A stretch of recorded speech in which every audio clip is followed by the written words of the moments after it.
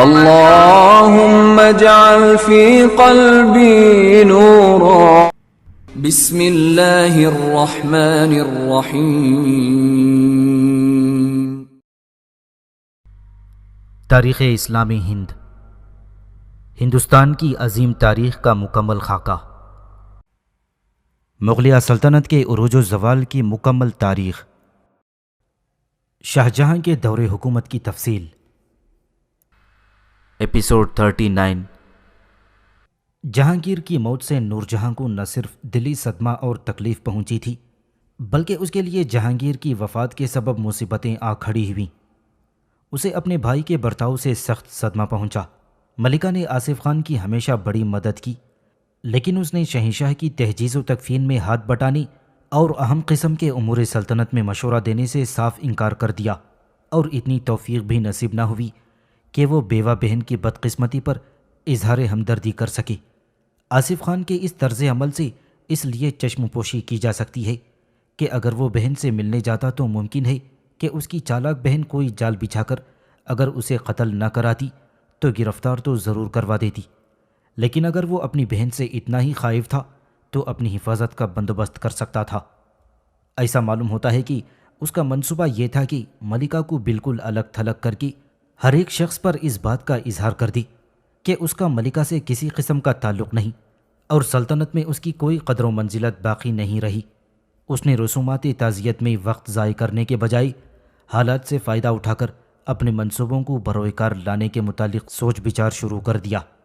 ممکن ہے کہ اس کے برتاؤ سے ایک طرف تو نور جہاں کو یہ احساس پیدا ہو گیا ہو کہ اب اعلیٰ سیاست میں اس کا کوئی مقام نہیں، اور دوسری طرف شاہ جہاں بھی اس کے طرز عمل سے خوش ہوا ہوگا. جہاں تک نور جہاں کا تعلق ہے، وہ بے حد افسردہ اور غمزدہ تھی اور رو رو کر اپنے دل کی بھڑاس نکال رہی تھی. پھر ملکہ شہنشاہ کی نعش کو خود لاہور لے گئی اور اسے اپنے باغ دلکشا میں دفن کر دیا. جہانگیر کی وفات کے وقت شہریار لاہور میں اپنے بالوں کے گرنے کا علاج کر رہا تھا. شہریار نے لاہور جاتے ہوئے خسرو کے لڑکے شہزادہ داور بخش کو میر بخشی ارادت خان کے حوالے کر دیا تھا، جو آصف خان کا پروردہ تھا.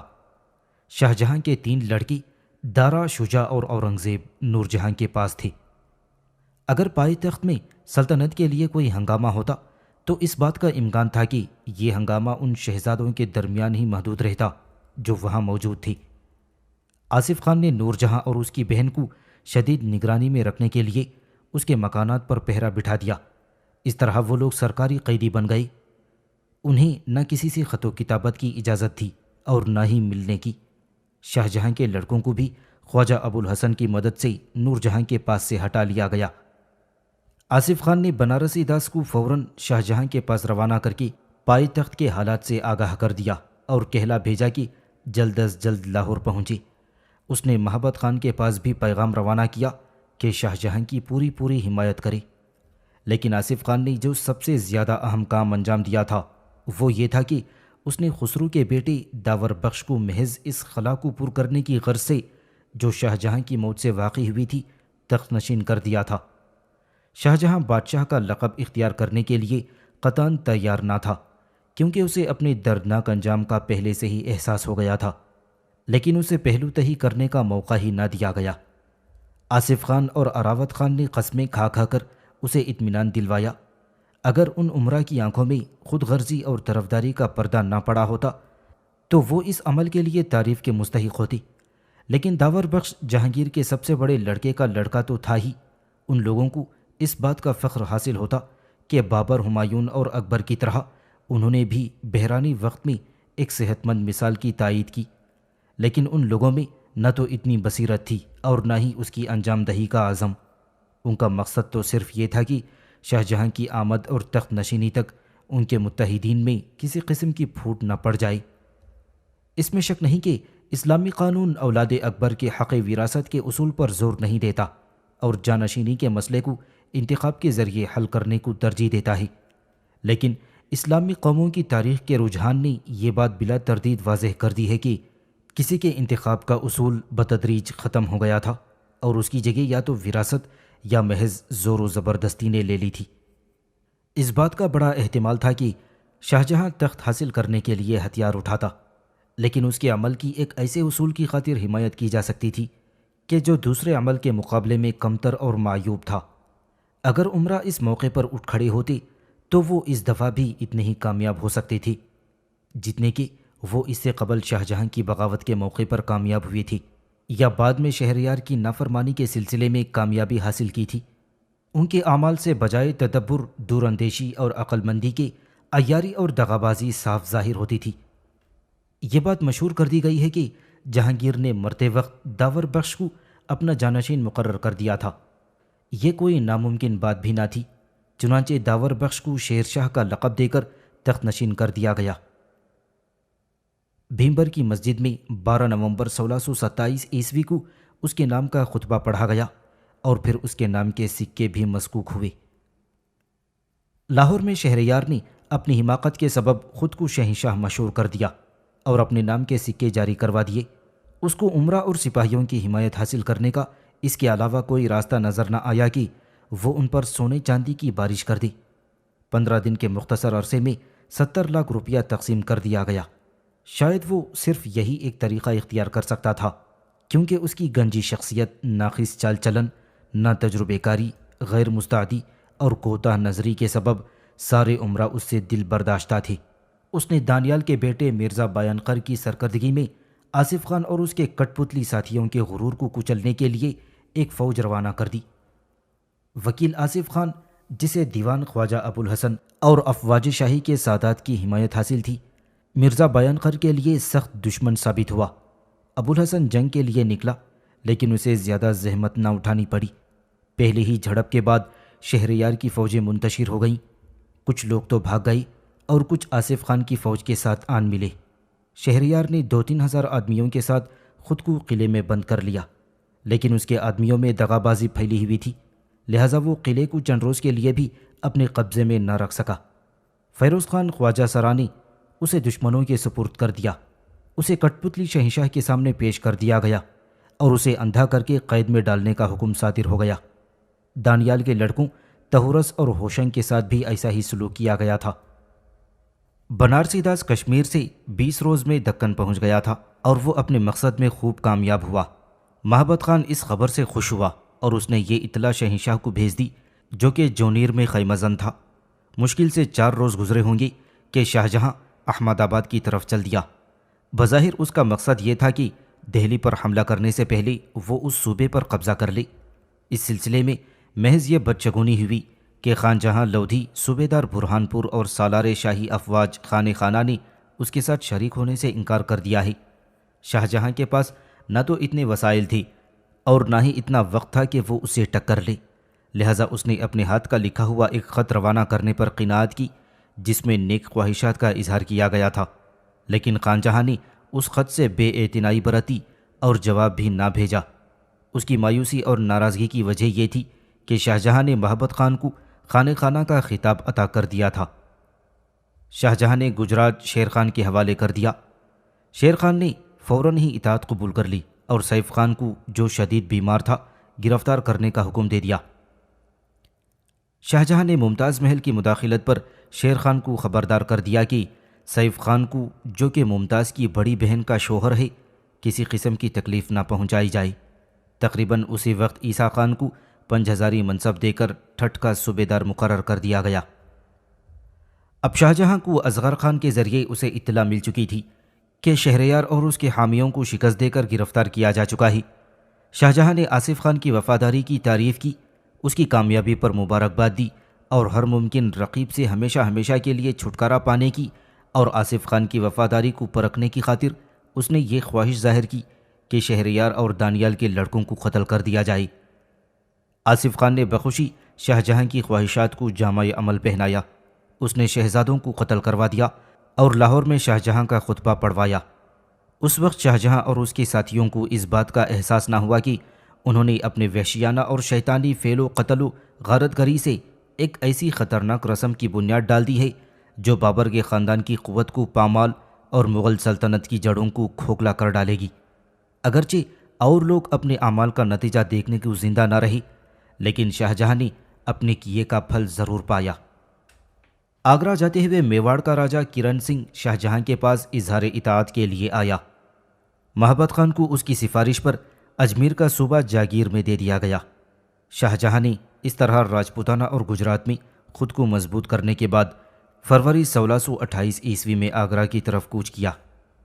آخرکار بھائیوں، عزیزوں اور بھتیجوں کے خون سے ہاتھ رنگ کر شاہ جہاں 4 فروری 1628 عیسوی کو مغلوں کی روایتی شان و شوکت کے ساتھ آگرہ میں تخت نشین ہو گیا۔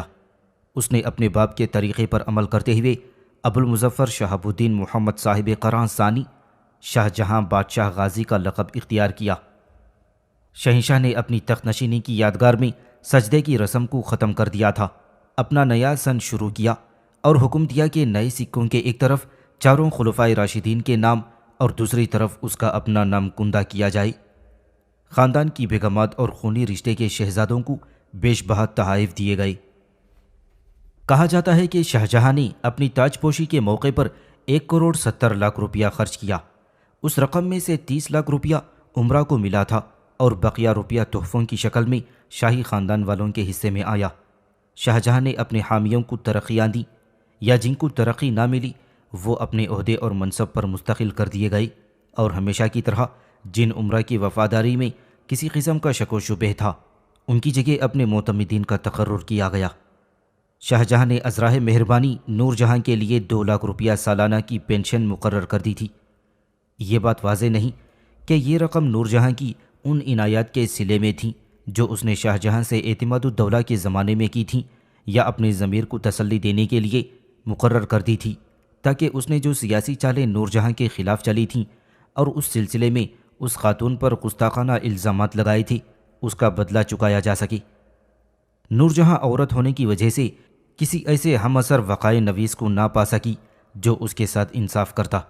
اس کے شوہر نے آداب معاشرت یا نزاکت کو مد نظر رکھتے ہوئے اس کے بارے میں زیادہ نہ لکھا، البتہ کہیں کہیں اس کی وفاداری اور شوہر پرستی، لیاقت اور فراخ دلی کی تعریف کر دی ہے۔ نور جہاں کے دل و دماغ کی خوبیوں، استعداد، ہنرمندی، ادبی لیاقت، ذکاوت، باوقار رویہ، شان و شوکت، جاذبیت، حوصلہ مندی، شکار اور دوسرے کھیلوں سے دلچسپی، تہذیب و شائستگی اور ملنساری کے سبب 1622 سے 23 عیسوی میں اسے بادشاہ بیگم کا قابل رشک خطاب ملا تھا جس کی وہ پوری طرح مستحق تھی۔ اس کا نام سکوں میں کندہ کرایا گیا۔ یہ ایک ایسا غیر معمولی اعزاز تھا جو اسی قسم کی محض ایک اور خاتون ترکان خانم والدہ سلطان علاء الدین تکش خوارزم متوفہ 1220 عیسوی کو نصیب ہوا تھا۔ بہت سے لوگوں کے نزدیک نور جہاں کو رسمی اور کھلے طور پر ملکہ کا رتبہ دیا جانا ایک بدعت سے کم نہ تھا اور اسے بادشاہ کے عشق و فریفتگی کا مظہر سمجھا جاتا۔ بعض لوگوں نے اس پر ناراضگی کا اظہار بھی کیا ہے۔ اس زمانے کے ایک عام ہندوستانی کے لیے یہ خیال کہ ملکہ کو اس قدر اعزاز و احترام دیا جائے ناقابل تصور تھا۔ بہرحال یہ نہ تو کوئی غلط عمل تھا اور نہ ہی اس میں کوئی قابل ملامت بات تھی، بلکہ اس کے برخلاف یہ ایک وسیع النظر اور روشن خیال بادشاہ کا ترقی پسندانہ اقدام تھا۔ اس قسم کا کوئی ثبوت نہیں کہ نور جہاں نے اس اعزاز و اکرام کے لیے شہنشاہ سے درخواست کی ہو یا اس کے لیے ضد کی ہو اور شہنشاہ اس کی بات ماننے کے لیے مجبور ہو گیا ہو۔ نہ اس بات کی کوئی مثبت دلیل موجود ہے کہ نور جہاں نے اپنی شخصیت کا ناجائز فائدہ اٹھایا ہو یا شاہی خاندان کی بیگمات یا مملکت کے ملازمین یا عام رعایا کو اپنے سے ناراض کیا ہو، لیکن اگر کچھ لوگ رشک و حسد سے جلنے لگے ہوں تو اس میں اس کا کیا قصور تھا؟ نور جہاں بہت ہی عاقل اور حاضر جواب تھی۔ قدرت نے اسے عقل سلیم سے پوری طرح نوازا تھا۔ اسے نفاست و سلیقہ شعاری سے بڑا لگاؤ تھا۔ فنون لطیفہ اور آرائش میں اس کا اور شہنشاہ کا ذوق یکساں تھا۔ وہ جس چیز کو چھو دیتی وہ سنور جاتی۔ انہی وجوہ کے سبب وہ ذوق، سلیقہ و تہذیب میں پیش رہتی اور ہر چیز کو وقار اور خوبصورتی بخش دیتی۔ اس کی کسی بات میں ہلکا پن، بد سلیقگی یا بے اعتدالی نہ پائی جاتی تھی۔ حقیقت تو یہ ہے کہ وہ ایرانی تہذیب اور تمدن کی جیتی جاگتی تصویر تھی۔ نور جہاں کو قدرت نے زبردست قوت عمل اور ولیت عطا کی تھی۔ وہ اپنے دائرۂ عمل میں جو کام بھی کرتی اس پر سخاوت و فیاضی کی مہر ثبت کر دیتی۔ اس کے مزاج میں خیرات، فراخ دلی اور رحم کے جذبات بدرجہ اتم موجود تھے۔ وہ غریبوں، مظلوموں، بیواؤں اور یتیموں کی مدد کے لیے مشہور تھی۔ غریب لڑکیاں جن کی روپیے پیسے کی کمی کے سبب شادی نہ ہو سکتی تھی ان کی مدد کرتی۔ اس کا اثر نہ صرف لباسوں اور جوڑوں کی تراش خراش یا زیورات کی ساخت و ادریات کی پرداخت میں پایا جاتا تھا، بلکہ درباری قواعد اور معماری کے اصولوں میں بھی اس کی جھلک پائی جاتی۔ وہ ماہر شہ سوار تھی اور خونخوار جانور کے شکار میں بھی اس کا نشانہ بے خطا تھا۔ اس کی معتدل مزاجی اور دلیرانہ ہمت کا بہترین مظاہرہ اس وقت ہوا جب اس نے اپنے شوہر کی رہائی کے لیے محبت خان پر حملہ کر دیا، لیکن یہ ساری صفات اس کی اس خوبی کے سامنے ہیچ ہیں کہ وہ اپنے شوہر کی دل دادا تھی اور خود کو اس کی خدمت کے لیے وقف کر دیا تھا۔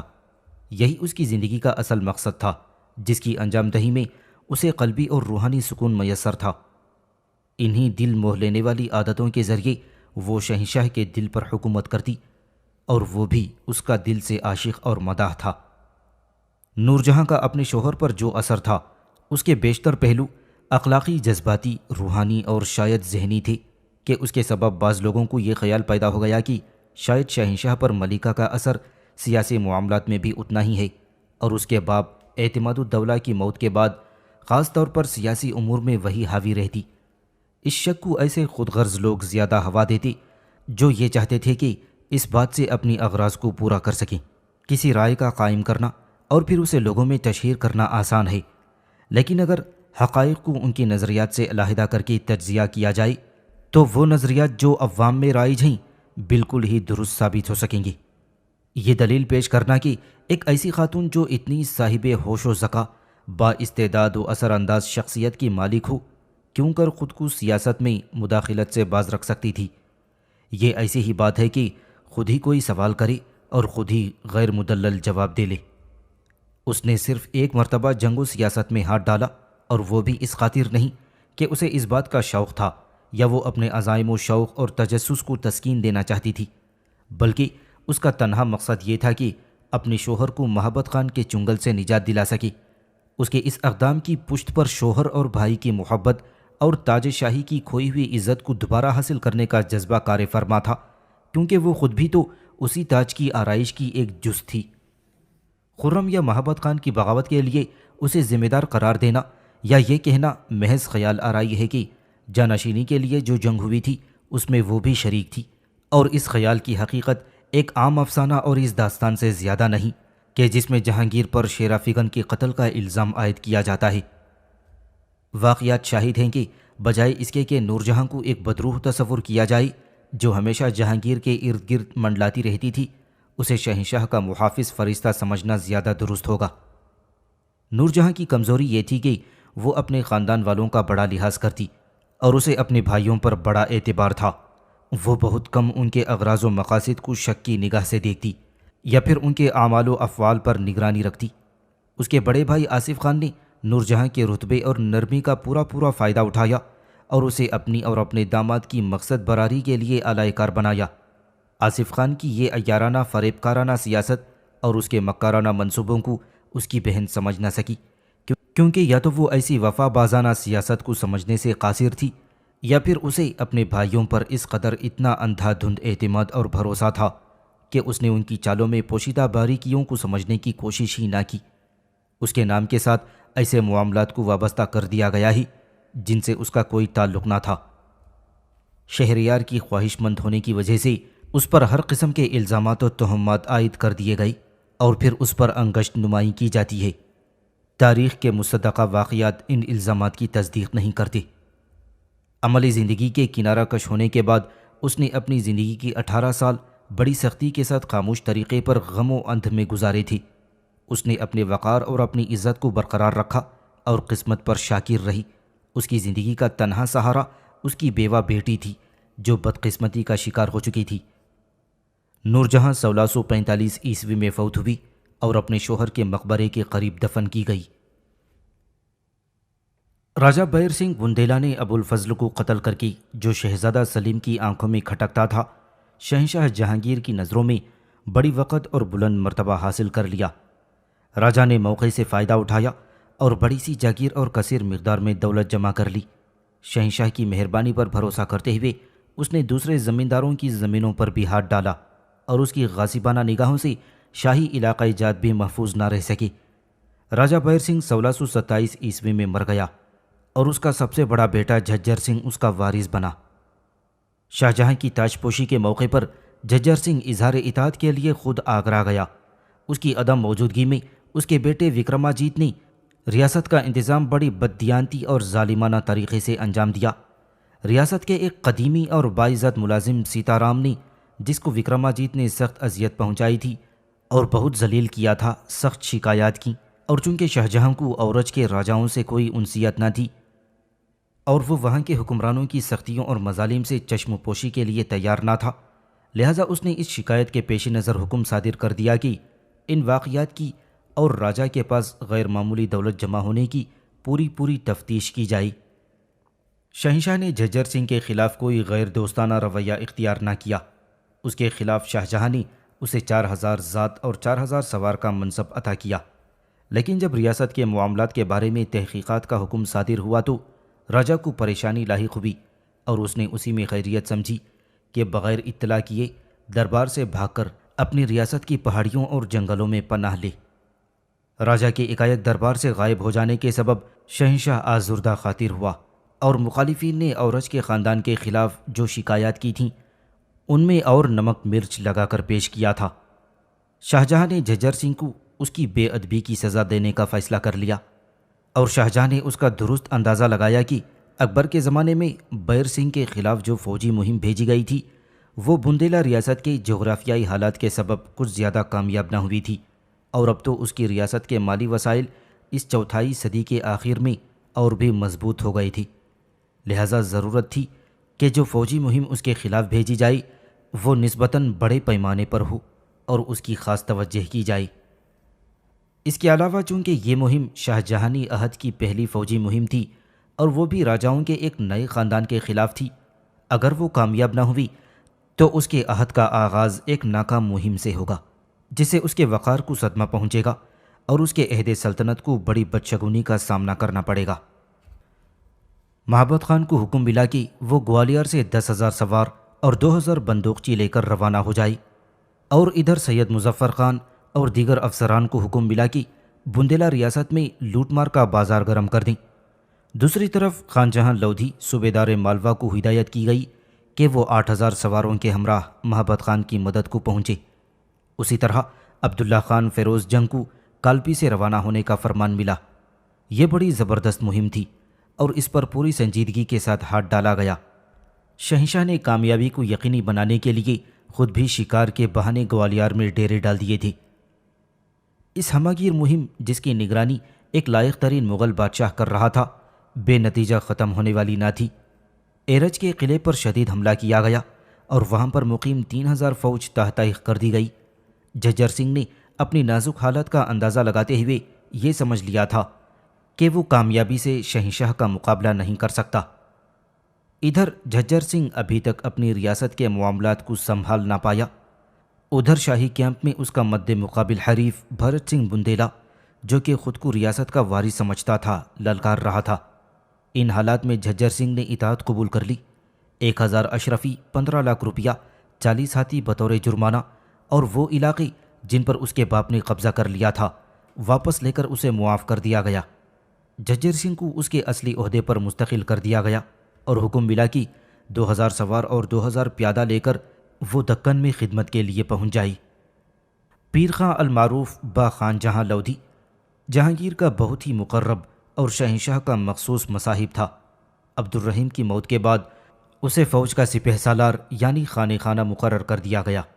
اسے دکن کی صوبیداری اس لیے سونپی گئی کہ وہ محبت خان کی ممکنہ بغاوت یا اس سالار اور شاہ جہاں کے خطرناک اتحاد کی روک تھام کر سکے۔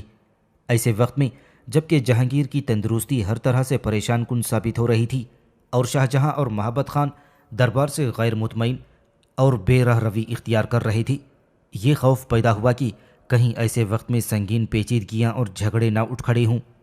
لہٰذا جہان خان نے ایسی روش اختیار کی کہ جس پر شاہ جہاں کی حکومت نے زبردست اعتراض کر لیا۔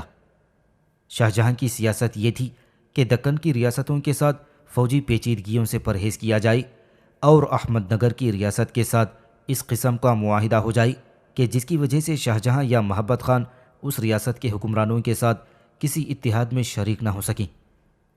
بالفاظ دیگر وہ یہ چاہتا تھا کہ دشمن کے اصل مقصد کا خاتمہ کر کے ہر قسم کی لالچ کو جڑ سے نکال پھینکے۔ اس زمانے میں حامد خان حبشی کی بیوہ نے دکن کی سیاست میں بڑی ہلچل مچا رکھی تھی۔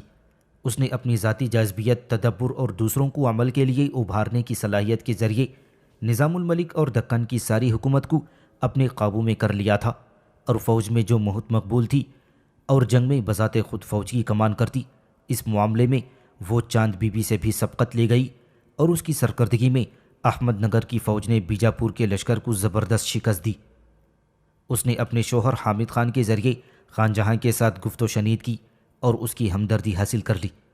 بعض واقعات نویسیوں نے یہ لکھا ہے کہ خان جہاں کئی وجوہ کی بنا پر شاہ جہاں سے خائف تھا، اور اسی وجہ سے وہ احمد نگر کے ساتھ دوستانہ تعلقات قائم رکھنا چاہتا تھا، تاکہ اگر کسی قسم کا بحران وجود میں آئی تو وہ کہیں پناہ لے سکی۔ زیادہ امکان اس کا ہے کہ وہ اس بات کا یقین رکھنا چاہتا تھا کہ دکن میں امن و امان قائم رہے، اور اگر اسے کسی منظم بغاوت کے دبانے یا تخت نشینی کی جنگ میں حصہ لینا پڑ جائے تو وہ اگر ممکن ہو سکے تو احمد نگر کی مدد حاصل کرے۔ بہرحال خان جہاں یہ چاہتا تھا کہ دکن میں امن قائم ہو اور وہ خود ہر موقع کا سامنا کرنے کے لیے تیار رہے۔ چونکہ حکومت کے حالات واضح نہ تھے، لہٰذا ان واقعات کا صحیح اندازہ نہیں لگایا جا سکتا تھا، اور نہ ہی وہ اس بات کا یقین کر سکتا تھا کہ دہلی سے اسے کوئی مؤثر مدد مل سکے۔ وہ جہانگیر کا مقرب ضرور تھا، لیکن جہانگیر کچھ ہی دنوں کا مہمان تھا۔ فی الحال اس کی سیاست یہ تھی کہ خود کو ہر قسم کی ذمہ داری اور پیچیدگی سے الگ رکھے اور غیر طرفدارانہ رویہ اختیار کرے، اپنے وسائل کو منظم و بہتر بنائے اور آنے والے حالات کا انتظار کرے۔ اس کے ان نظریات کی دیوان دکن نے بھی تائید کر دی، لہٰذا جہان خان نے حکومت احمد نگر کے ساتھ گفت و شنید کی پذیرائی کی اور اس پر راضی ہو گیا کہ ایک مناسب رقم کی ادائیگی کے بدلے میں جو 30 سے 38 لاکھ روپے کے درمیان ہو سکتی ہے، بالا گھاٹ کو نظام شاہ کو واپس کر دے۔ بہرحال یہ بات معلوم نہ ہو سکی کہ آیا یہ رقم رشوت کی شکل میں وصول کی جا رہی تھی یا شہنشاہ کو دی جانے والی پیشکش کی رقم کا ایک حصہ تھا، لیکن دوسری بات زیادہ صحیح معلوم ہوتی ہے۔ خان جہاں نے سلطنت مغلیہ اور شہنشاہ جہانگیری سے غداری کی ہو یا نہ کی ہو، یہ واضح ہے کہ وہ اس کے لیے آمادہ نہ تھا کہ وہ شہنشاہ کے حامیوں کی صف میں شامل ہو جائے، حالانکہ اس کا رویہ شہزادے کے خلاف بہت محترمانہ تھا۔ تاہم اس نے اس سے انکار کر دیا تھا کہ اس کے ساتھ شمال کی طرف جا کر محبت خان کی نام نہاد بغاوت کو دبائی۔ اسی طرح اس نے بعد میں آصف خان کے کہنے پر داور بخش سے تخت حاصل کرنے سے بھی انکار کر دیا تھا۔ اسے اس بات سے بھی دکھ پہنچا ہوگا کہ شہنشاہ نے بڑی مستعدی کے ساتھ محبت خان کو خانہ خانہ کا خطاب عطا کر دیا۔ اس طرح اس پر بھی یہ بات واضح ہو گئی کہ وہ شاہ جہاں کے دور میں اپنا وقار مشکل سے ہی قائم رکھ سکے گا۔ بہرحال اس نے یہ کوشش کی کہ خود کو شاہ جہاں کی سرگرمیوں سے دور رکھے اور فرمانروائے وقت یعنی داور بخش کا خطبہ جاری رکھے۔ اس کے علاوہ جب شاہ جہاں یا محبت خان دہلی پر حملہ آور ہوئے تھے تو بھی اس نے کوئی مزاحمت نہ کی۔ در حقیقت وہ شش و پنج اور غیر طرفداری کی حالت میں تھا، اور اس نے بہتر یہی سمجھا کہ آئندہ حالات کا جائزہ لیتا رہے۔ ابھی تک یہ بات پوری طرح واضح نہ ہو پائی تھی کہ شاہ جہاں تخت حاصل بھی کر سکے گا یا نہیں، لہٰذا اس نے جو خطابات محبت خان اور دوسرے افسروں کو عنایت کیے تھے وہ محض وعدے کی حیثیت رکھتے ہیں اور نہ ان کی کوئی قانونی حیثیت ہے۔ خان جہاں ابھی تک خانہ خانہ تھا اور محبت خان کی بغاوت کی سرکوبی کے احکامات واپس نہیں لیے گئے تھے۔ جب خان جہاں کو یہ پتہ چلا کہ شاہ جہاں نے محبت خان کو مالوا پر قبضہ کرنے کا حکم صادر کر دیا ہے تو اس نے اپنا فرض سمجھا کہ سلطنت کے ایک اہم صوبے پر ناجائز تصرف کو روکے، کیونکہ یہ صوبہ جنگی اہمیت کے لحاظ سے بہت اہم تھا۔ دکن کی افواج کے سپہ سالار ہونے کی وجہ سے خان جہاں اس بات کی اجازت نہ دے سکتا تھا کہ شمال و دکن کے درمیان کوئی خلیج حائل ہو جائے، کیونکہ یہ بات سلطنت کے لیے جتنی نقصان دہ تھی اتنی ہی اس کے اپنے مفاد کے لیے بھی مضر تھی۔ اس کے علاوہ اس کا اپنا خاندان مانڈو میں مقیم تھا، لہٰذا اسے ان کی حفاظت کی بھی فکر تھی۔ چنانچہ وہ خاموش نہ بیٹھ سکا اور شمال کی طرف بڑھ کر اس نے مالوا پر قبضہ کر لیا۔ تاہم وہ اس وقت تک لڑائی کے حق میں نہ تھا جب تک کہ جنگ اس پر مسلط نہ کر دی جائے۔ حالات اتنے ہی غیر یقینی تھے کہ تمام اہم شخصیتیں اپنے اپنے منصوبے بنانے پر مجبور ہو گئیں۔ خانجہاں ابھی تک ششو پنج میں ہی تھا کہ اس کے بعض افسران مثلاً راجہ جے سنگھ اور گج سنگھ نے اس کا ساتھ چھوڑنے کا فیصلہ کر لیا۔ جس وقت شاہ جہاں آگرہ پہنچا تو یہ بات واضح ہو چکی تھی کہ تخت پر وہی قابض ہوگا۔ اب خانجہاں نے یہی مناسب سمجھا کہ اپنے گزشتہ رویے کی معافی مانگی، چنانچہ وہ بیش بہا موتیوں کا ایک ہار لے کر شاہ جہاں کی اطاعت کے اظہار کے لیے تیزی سے روانہ ہوا۔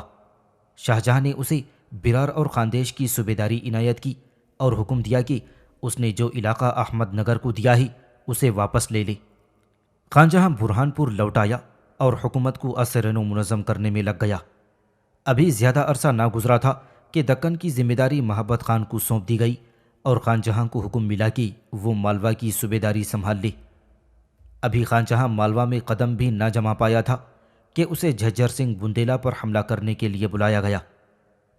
اس بات کا بڑا امکان تھا کہ اسے محبت خان کے ماتحت کام کرنے کا حکم دیا جائے، پھر بھی اس نے شاہی حکم کی تعمیل کی۔